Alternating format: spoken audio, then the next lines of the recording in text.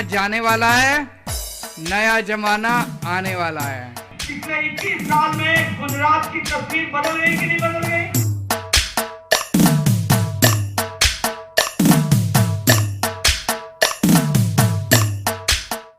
चुनाव का माहौल बड़ा ही रंगीन होता है। हर नेता के पास हकीम होता है। नमस्कार, मैं हूं विजय त्रिवेदी और आप देख रहे हैं हमारी खास series heads and tails. Gujarat इस वक्त पूरी तरह चुनावी मोड में है। यहाँ सियासी बिसात बिछ चुकी है। गुजरात विधानसभा में इस बार मुकाबला त्रिकोणीय है। बीजेपी कांग्रेस के साथ इस बार आम आदमी पार्टी अपनी पूरी ताकत के साथ गुजरात के चुनावी मैदान में डटी हुई है।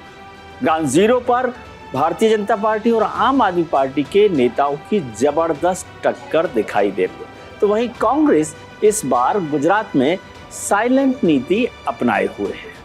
अब पुराना जमाना जाने वाला है, नया जमाना आने वाला है। पिछले 21 साल में गुजरात की तस्वीर बदल गई कि नहीं बदल गई?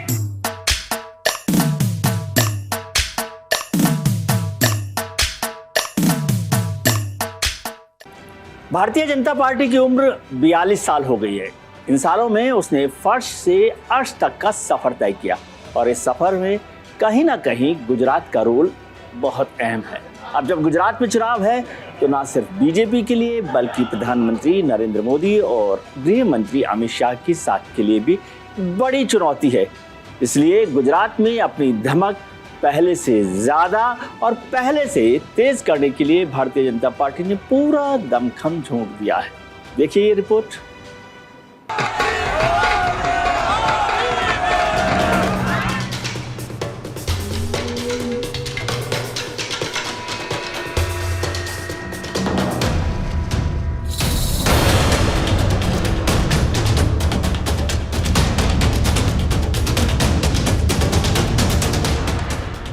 आज अगर भारतीय जनता पार्टी अर्श पर है तो उसमें बहुत हद तक गुजरात का रोल है।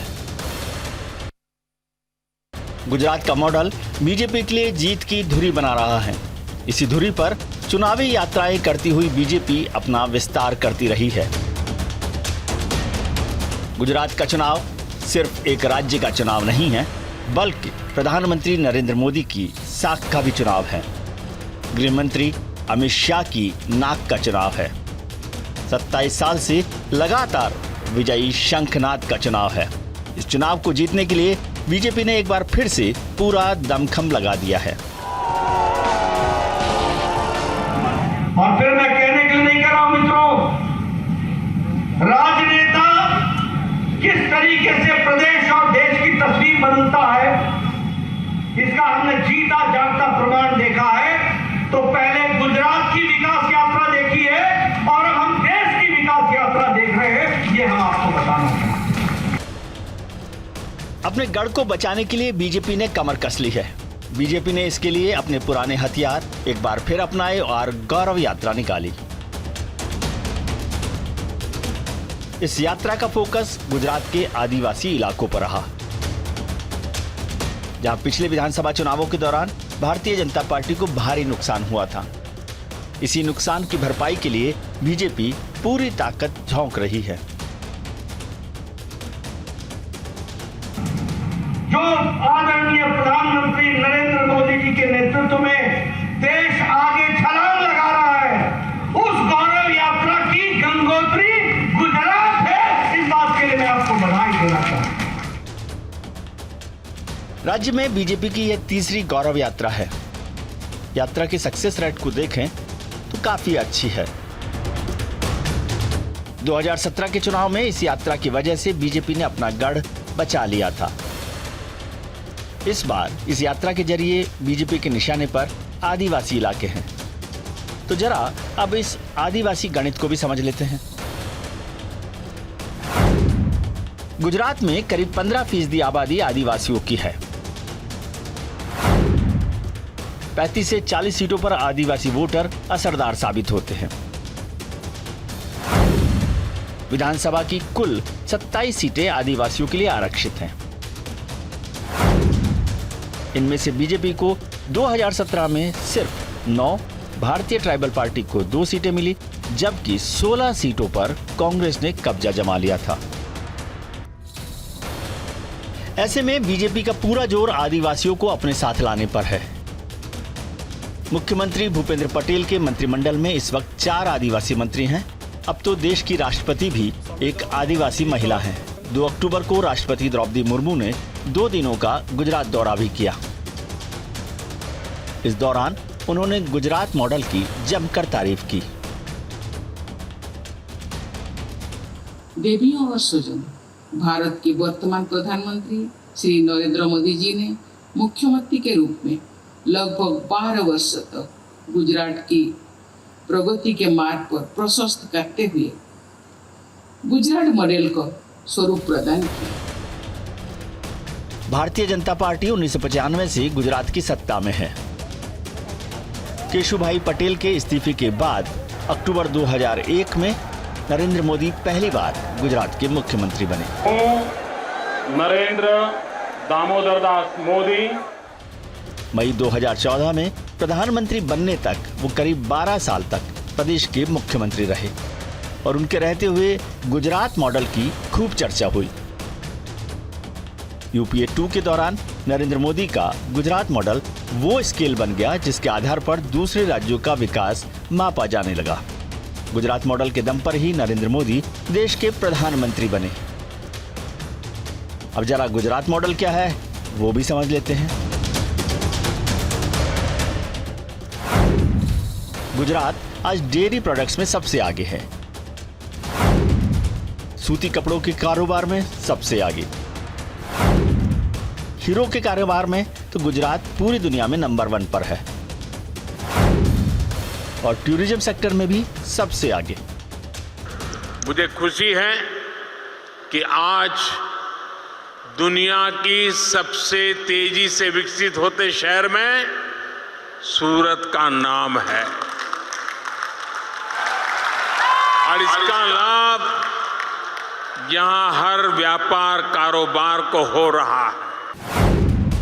अगर बात हेल्थ इंडेक्स रेशियो की करें तो गुजरात देश का 6ठा राज्य है। बाल कुपोषण के मामले में देश में 5वां स्थान, साक्षरता दर में 9वां स्थान, हायर सेकेंडरी महिला शिक्षा में 20वां स्थान। गुजरात की कुल 16.63% आबादी गरीबी रेखा के नीचे है। गरीबी रेखा के नीचे रहने वालों राज्यों में गुजरात का 14वां स्थान है। अब ये कहा जा रहा है कि मोदी के दिल्ली जाने के बाद बीजेपी राज्य में कमजोर हुई। इसके संकेत 2017 के चुनाव से पहले ही मिले थे। मोदी के प्रधानमंत्री बनने के बाद आनंदीबेन पटेल को प्रदेश का मुख्यमंत्री बनाया गया। वो मोदी की भरोसेमंद मानी जाती थी, मगर पाटीदार आंदोलन के कारण उनकी स्थिति कमजोर होती गई। 2017 के विधानसभा चुनाव से पहले आनंदीबेन पटेल ने जून 2016 में इस्तीफा दे दिया, लेकिन उसे स्वीकार नहीं किया गया। फिर राज्य में उसी साल ऊना में दलितों के खिलाफ हिंसा हुई। इसके बाद अगस्त में उन्होंने फिर इस्तीफा दिया, जिसे स्वीकार कर लिया गया। इसके बाद प्रदेश की कमान विजय रूपाणी को दी गई। रमणीकलाल रूपाणी। लेकिन 2017 के विधानसभा चुनाव में बीजेपी का प्रदर्शन पहले के मुकाबले कमजोर ही रहा। प्रदेश की कुल 182 सीटों में बीजेपी सिर्फ 99 सीटें ही जीत सकी। कांग्रेस का प्रदर्शन सुधरा और उसने 77 सीटें जीती। इस चुनाव में बीजेपी को जहां करीब 49% वोट मिले, तो वहीं कांग्रेस को करीब 41% वोट मिले। साल 1995 में बीजेपी को यहां 121 सीटें मिली थी, 1998 में 117। 2002 का चुनाव बीजेपी ने नरेंद्र मोदी के नेतृत्व में लड़ा और उसने रिकॉर्ड 127 सीटों पर जीत हासिल की।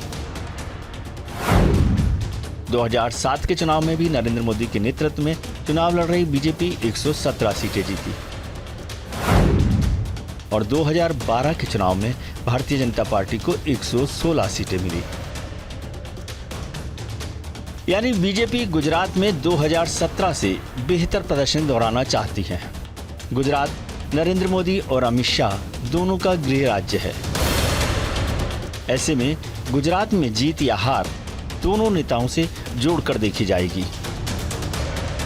इसलिए भारतीय जनता पार्टी इस बार यहां 150 के पार का लक्ष्य रखती है, जो कांग्रेस के मुख्यमंत्री रहे माधव सिंह सोलंकी के 1985 के रिकॉर्ड से पार पहुंचता है। Bureau report, news India.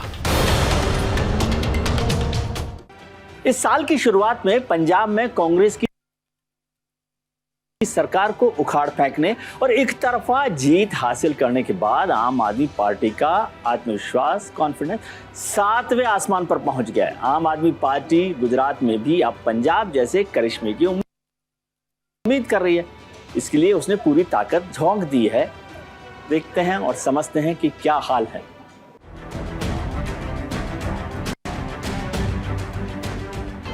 આજે જ્યારે જામનગરની ધરતી પર આવ્યું છું ત્યારે એ રસ્તામાં જે ભવ્ય સ્વાગત અને આશીર્વાદ આપ્યા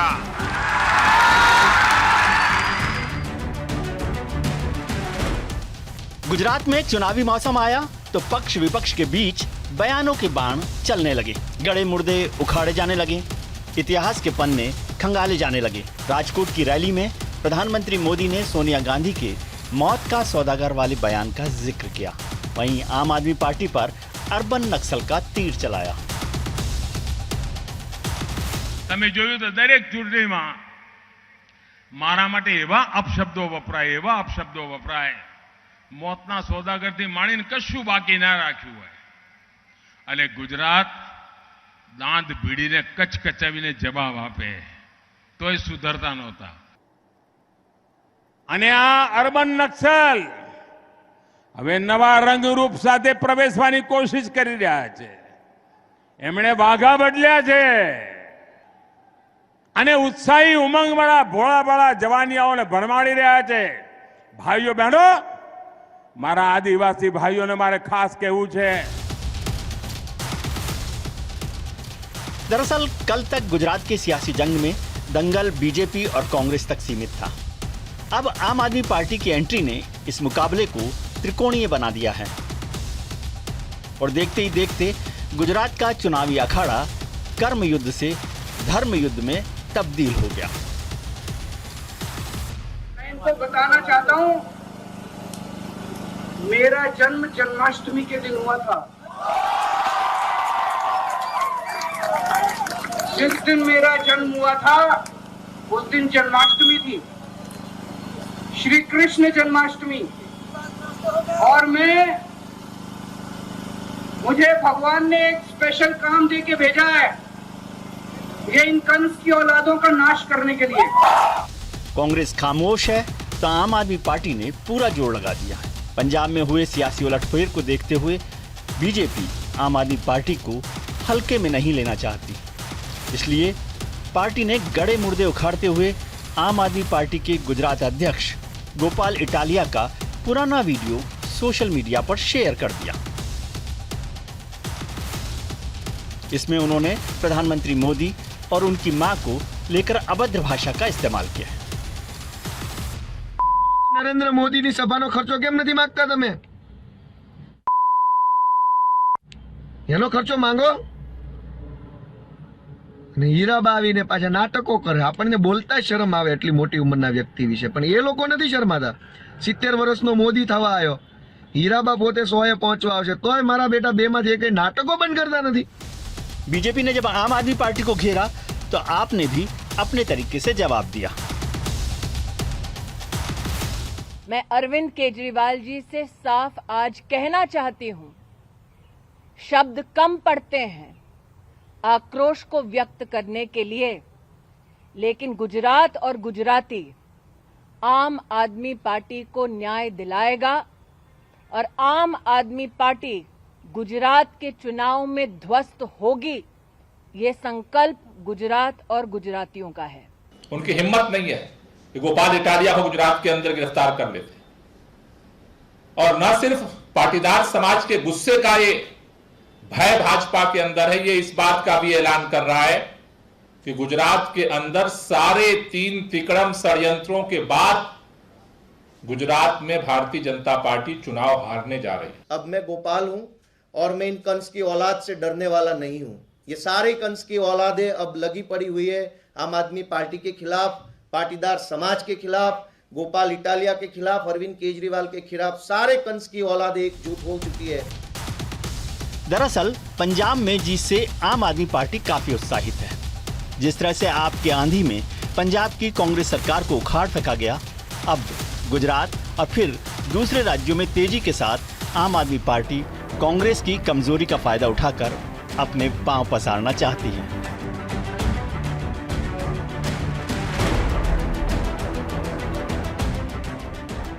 और राहुल गांधी जी चुनाव गुजरात और हिमाचल में है, लेकिन वो तमिलनाडु और केरल में भारत जोड़ो यात्रा निकाल रहे हैं, जहां उनकी पार्टी का कोई अस्तित्व ही नहीं है। ये दिखाता है कि कांग्रेस पार्टी वास्तविकता से, ग्राउंड रियलिटी से पूरी तरीके से कटी हुई है। यह प्रयोग अगर सफल रहा तो आम आदमी पार्टी अच्छे से समझती है कि इसका असर राष्ट्रीय राजनीति पर पड़ेगा। लेकिन अगर दांव उल्टा पड़ता है तो केजरीवाल के लिए 2024 से पहले अन्य राज्यों में होने वाले विधानसभा चुनावों में आम आदमी पार्टी के लिए वोट जुटाना मुश्किल हो जाएगा।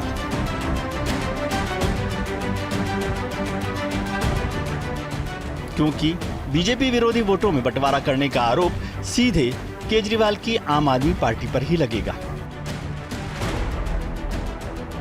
संभव है कि 2024 से पहले बनने वाले विपक्ष के महागठबंधन से भी केजरीवाल एंड पार्टी को साइडलाइन कर दिया जाए। दिल्ली में लगातार विधानसभा चुनाव जीतने वाली आम आदमी पार्टी राज्य की एक भी लोकसभा सीट पर जीत दर्ज नहीं कर पाई है। केजरीवाल की पार्टी ने पिछले साल भी गुजरात में चुनाव लड़ा था। पार्टी का इरादा बड़े स्तर पर चुनाव में जाने का था, लेकिन चुनाव नजदीक आते आते उसकी योजना सिमट गई और पार्टी ने महज 29 सीटों पर अपने उम्मीदवार उतारे। चुनाव के नतीजे घोषित हुए तो आपका एक भी उम्मीदवार नहीं जीत सका। यहां तक कि उसके ज्यादातर उम्मीदवारों की जमानत जब्त हो गई। लेकिन इस बार आम आदमी पार्टी को यहां से कुछ कमाल होने की उम्मीद है।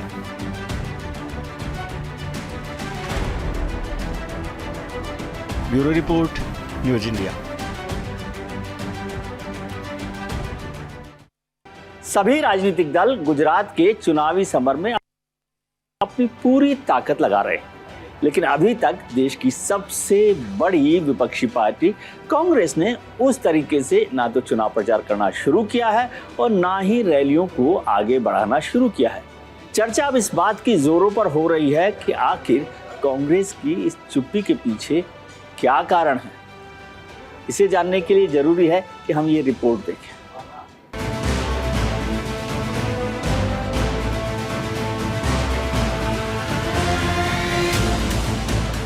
गुजरात के सियासी महासमर के मैदान में चुनावी योद्धा कूद चुके हैं।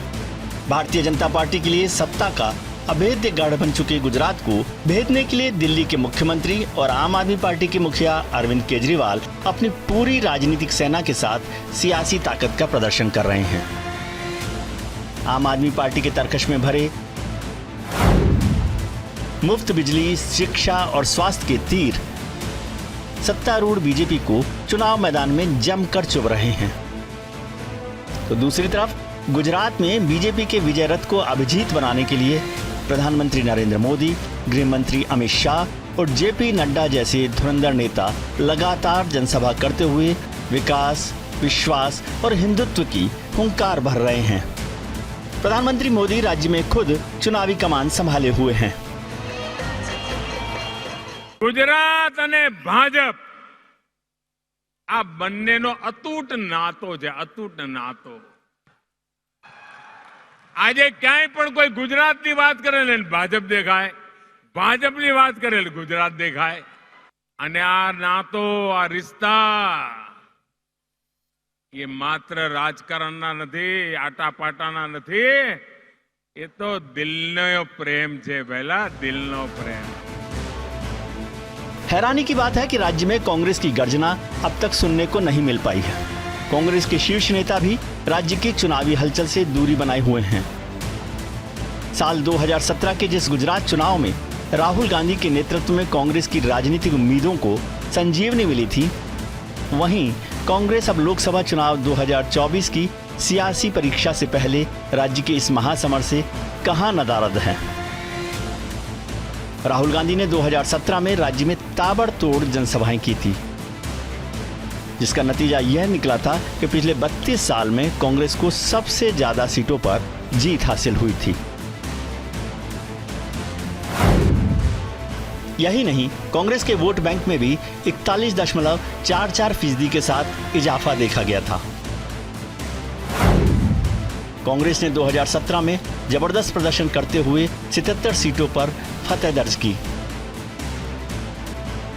तब बहुमत से कांग्रेस दूर रह गई। इस चुनाव ने राहुल गांधी के सियासी कंधों और राज्य में कांग्रेस की जमीन को मजबूती देने का काम किया था। लेकिन इस बार गुजरात के चुनावी समर में कांग्रेस थोड़ी सुस्त नजर आ रही है। राहुल गांधी इस वक्त भारत जोड़ो यात्रा पर हैं। कांग्रेस का केंद्रीय नेतृत्व फिलहाल सीन से गायब है। राज्य में पिछले 27 साल से अगर बीजेपी की सत्ता है तो इससे लड़ रही पार्टी का नाम कांग्रेस है। पिछले 2 दशक के वोट फीसदी को देखें तो कांग्रेस कभी भी 38% वोटों से नीचे नहीं गई। 2002 में कांग्रेस को 39.28% वोटों के साथ 51 सीटें मिली। 1998 की तुलना में 2 सीटों का नुकसान हुआ। बीजेपी की 12 सीटें बढ़ी और 127 सीटें मिली। ये बीजेपी का राज्य में अब तक का सबसे बड़ा स्कोर था। इसके बाद 2007 के चुनाव में कांग्रेस को 38% वोट और 59 सीटें मिली। 2012 में करीब 39% वोट के साथ पार्टी 61 सीटें जीती। लेकिन 2017 में पार्टी ने 41% से ज्यादा वोटों के साथ अपने बूथों पर 77 सीटें जीत ली। इसके बाद भी पार्टी 2022 के चुनाव में मोर्चे पर क्यों नहीं है? यह सवाल सभी को परेशान कर रहा है। कांग्रेस को लेकर सवाल उठ रहे हैं कि क्या पार्टी ने हथियार डालते हुए आपको वॉकओवर दे दिया है? लेकिन सच्चाई इससे इतर है। कांग्रेस गुजरात की सियासी पिच पर इस बार बेहद ही संभल कर खेल रही है। कांग्रेस के बड़े नेता चुनावी मैदान से खुद को दूर रखे हुए हैं। वहीं राज्य के जमीनी नेता ब्लॉक और विधानसभा स्तर पर जनता के साथ जुड़ रहे हैं। यही नहीं, आदिवासी बाहुल्य इलाकों और गांव के मतदाताओं के बीच कांग्रेस की कई टीम डेरा जमाए हुए हैं। स्थिति बनी हुई है। हम कांग्रेस के जो जितने कार्यकर्ता सब लगे हुए हैं गांव के अंदर, शानदार कैंपेन चल रहा हमारे घर घर के अंदर। जो प्रॉमिस राहुल गांधी जी ने की थी यहाँ पर 12 तारीख को, वो जो पैम्पलेट छपाया हमने कमिटमेंट का, वो बट गया है घर घर के अंदर। दरअसल कांग्रेस उन सीटों पर खुद को मजबूत करने में लगी है जहां पिछले चुनाव में बेहद ही कम मार्जिन से पार्टी को हार झेलनी पड़ी थी। यही वजह है कि कांग्रेस का चुनाव में साइलेंट होना बीजेपी के लिए भी चिंता का सबब बना हुआ है। खुद प्रधानमंत्री मोदी ने भी एक जनसभा के दौरान कांग्रेस की खामोशी पर बीजेपी और गुजरात की जनता को सतर्क रहने की नसीहत दी। સતર્ક એટલા માટે કરું છું, આ વખતે કોંગ્રેસે નવી ચાલ ચાલ્યું એવું મને લાગે છે। મેં તપાસ તો નથી કરી પણ મને પહેલી નજરે લાગે છે। પહેલા તો આ કોંગ્રેસ વાળા હાંકલા પડકારા કરે, જોઈ લઈશું ને પાડી લઈશું ને, હવે 20 વર્ષમાં પડ્યા નહીં એટલે મેં નવું કર્યું આપણે। અને એટલે સતર્ક રહેવાની જરૂર છે। આ કોંગ્રેસ વાળા બોલતા નથી પણ ઠંડી તાકાતથી ગામો ગામ ગોઠવણો કરી રહ્યા છે। बहरहाल कांग्रेस की साइलेंट नीति बीजेपी के विजय रथ को रोकने में कामयाब होगी या आम आदमी पार्टी की झाड़ू राज्य में नई सत्ता की शुरुआत करेगी, ये गुजरात के मतदाता ही तय करेंगे। फिलहाल सभी राजनीतिक पार्टियां चुनावी मैदान में अपना दमखम झोंकने में लग गई हैं। Bureau report, news India. हमारे इस खास कार्यक्रम में आज के लिए बस इतना ही। अगले हफ्ते मिलते हैं किसी नए मुद्दे के साथ। तब तक के लिए नमस्कार। अब पुराना जमाना जाने वाला है, नया जमाना आने वाला है। पिछले 21 साल में गुजरात की तस्वीर बदल गई कि नहीं बदल गई?